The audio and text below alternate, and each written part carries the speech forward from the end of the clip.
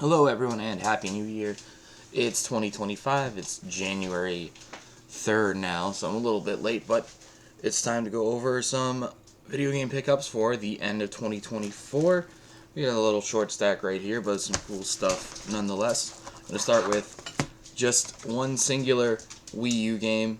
This is Breath of the Wild on Wii U. I was deep into my wanting to have pretty much everything for the Wii U when the Switch and Breath of the Wild came out, but I was definitely not going to buy the same game twice at full price, and pretty much expected it would never go down. But I mean, it's been a while with Breath of the Wild, and it's sold so incredibly well by being a launch title that the Switch version has gone down, and the Wii U version has actually gone down more than I expected to.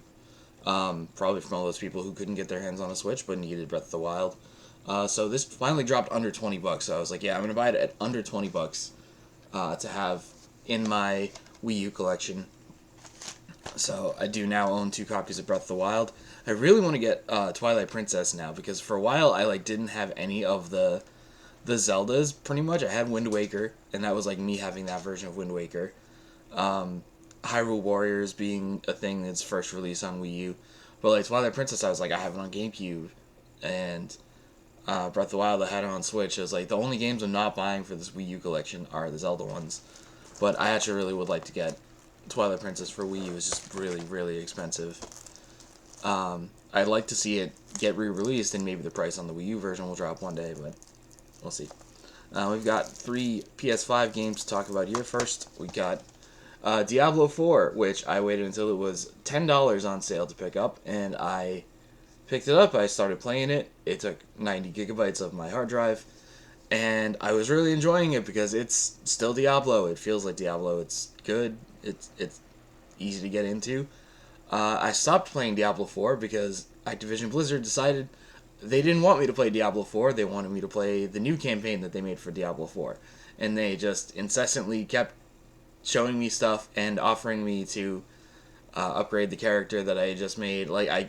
I was like, you really don't want me to play this. I'm just gonna fucking stop and play a different game that can give me the same feel, the same genre, and everything. So I hate games. I hate modern gaming. That's where we're at. But for $10, it was worth a try. I'm glad I didn't spend any more than that on it. I got another copy of Dredge. This is the deluxe edition of Dredge. That it was one of my favorite games of 2022, I think. I think I played it 2 years ago now, but the great thing about this, not only does it come with DLC, it comes with all this extra stuff, including a really nice art book, which is one of my favorite things about Dredge. There's a sticker sheet. There's the sticker sheet right there. Soundtrack. DLC code. And there's a little poster. So lots of extra physical goodies in here. It's really getting the most full experience physical version out of one of my favorite games that I've played in recent years. So really great stuff. Nice little addition to the shelf there. And then actually, I haven't even opened this yet, but Alan Wake 2 Deluxe Edition finally on physical. Definitely didn't buy this as soon as the physical came out. I was not going to do that and pay them over $60 for this twice. But I mean, Alan Wake 2, I just posted on my Instagram last night, all the games that I finished in 2024, and Alan Wake was the 3rd or 4th game that I finished because I got it right after Christmas last year. And I was like, man, that was only this past year, and it was I finished it in January, February.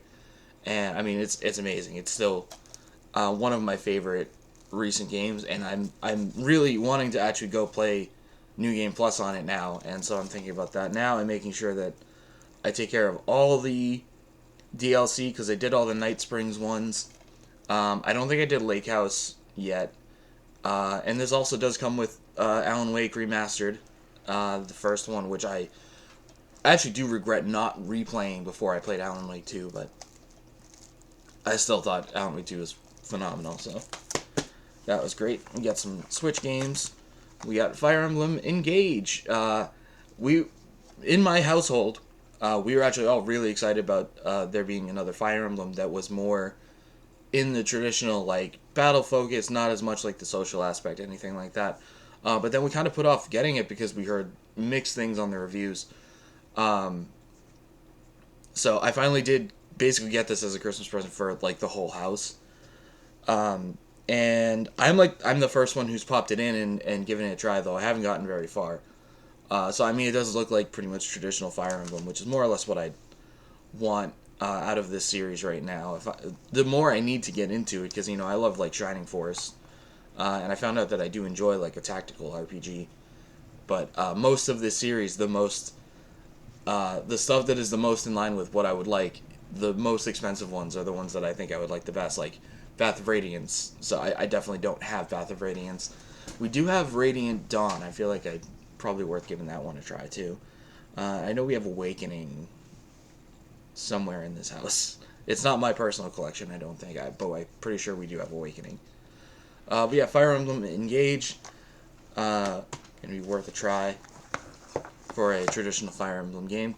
We got Super Mario 3D World and Bowser's Fury. Speaking of Wii U games that I was not going to pay full price for again, but I really, really wanted to play Bowser's Fury. It's additional content. It was, it's supposed to be so good, and it really was. I already played it and thought it was fantastic.